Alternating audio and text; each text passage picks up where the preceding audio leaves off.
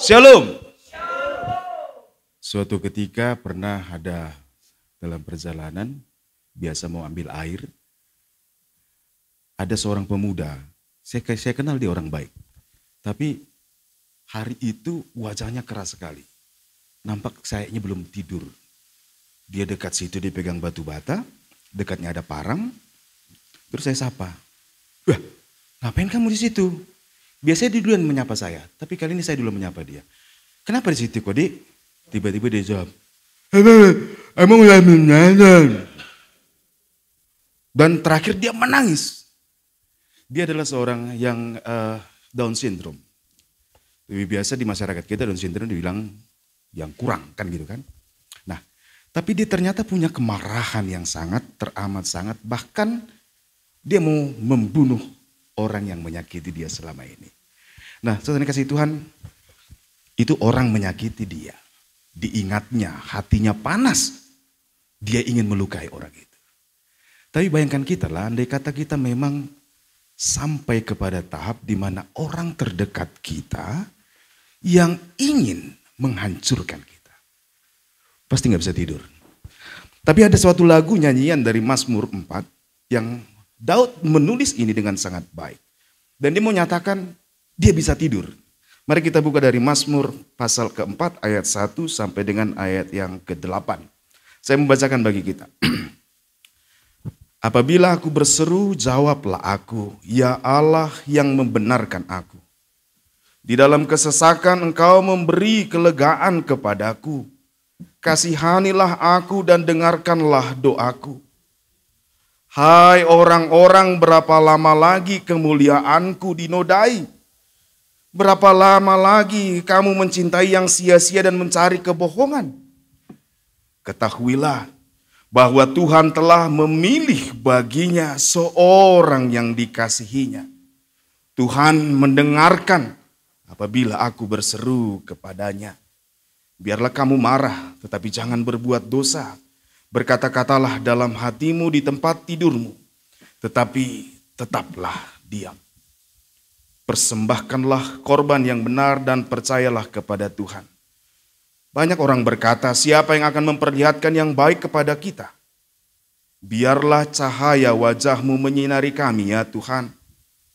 Engkau telah memberikan sukacita kepadaku lebih banyak daripada mereka ketika mereka kelimpahan gandum dan anggur. Dengan tentram aku mau membaringkan diri lalu segera tidur. Sebab hanya Engkaulah ya Tuhan yang membiarkan aku diam dengan aman. Saudara yang kasih Tuhan, Daud punya masalah besar. Tapi dia bisa tidur. Kalau zaman sekarang kan susah sekali tuh ya. Ada persoalan sedikit aja pasti gak bisa tidur. Besoknya mukanya kayak panda gitu kan. Tapi kita lihat apa masalahnya Daud. Masalah Daud ada kata tadi, hai anak-anak manusia, hai orang-orang di ayat 2. Tetapi lebih kepada kata bahasa Ibraninya, itu mau menyebutkan biasa sebutan kepada anak-anak bangsawan. Hais kata dibilang. Arti gini, sebenarnya ini Daud sedang menceritakan persoalan keluarganya loh. Anak-anaknya yang gak beres. Anak-anaknya, apa yang terjadi? Absalom bunuh Amnon. Amnon memperkosa Tamar. Ini anak Daud semua. Lalu Absalom lari. Melarikan. Dan dia membuat berontak kepada Daud. Bayangkan anak yang berontak. Anak yang mau merebut. Anak yang menjatuhkan nama baik orang tua. Andai kata di antara kita ada yang mengalami seperti ini. Pasti ada. Tapi nebel-gebel gaun. Cuma aku pernah mati mana mulai dek-denek itu. Mungkin ada orang berkata demikian. Atau kita mulai berpikir. Betapa orang tuanya kecewa. Dan kekecewaan ini menghancurkan nama baik dia. Dan tidak bisa tidur pastinya. Tapi ada yang menarik Bapak Ibu Saudara-saudara kasih Tuhan. Daud ternyata bisa tidur. Di ayat 8 tadi, di ayat 9 dikatakan, dengan tentram aku mau membaringkan diri. Di mana kuncinya? Saudara yang kasih Tuhan, kita nggak bisa buat banyak dengan masalah apapun yang terjadi pada dalam hidup kita. Bahkan mungkin orang terdekat kita juga mau menyakiti kita, mau menghancurkan nama baik kita. Anak kita bahkan. orang terdekat kita mungkin bisa mengecewakan kita. Tapi di sini kuncinya. Daud memegang teguh apa yang diyakininya. Di ayat yang menarik tadi, bahkan sukacita yang dimilikinya lebih besar daripada pesta panen raya. Apa itu? Ketika Tuhan selalu dipandang yang memberi ketenangan bagi hidupnya. Itu yang penting. Dan kasih Tuhan, apa bedanya Daud dengan kita? Enggak ada. Sama rapuhnya, sama rentannya kita semua, bukan? Sama mungkin bisa dikecewakan oleh orang terdekat. Tapi Daud memegang Tuhan adalah kekuatanku. Saudara kasih Tuhan, kita semua orang-orang yang sudah dibaptis dalam Kristus, bukan? Nungasakabona, menjadi satu, melekat kepada Tuhan. Masa Tuhan gak tahu masalahku? Masa Tuhan biarkan orang mau menyakiti aku? Mungkin kita berpikir gitu. Ya kan? Tetapi ternyata ayat ini mau mengatakan, ada kunci. Sekalipun masalah banyak kita masih bisa tenang. Asal kita ingat, kita punya Tuhan yang tidak pernah melepaskan kita dari kasih karunia-Nya. Yang akan tetap memelihara kita. Itu yang penting.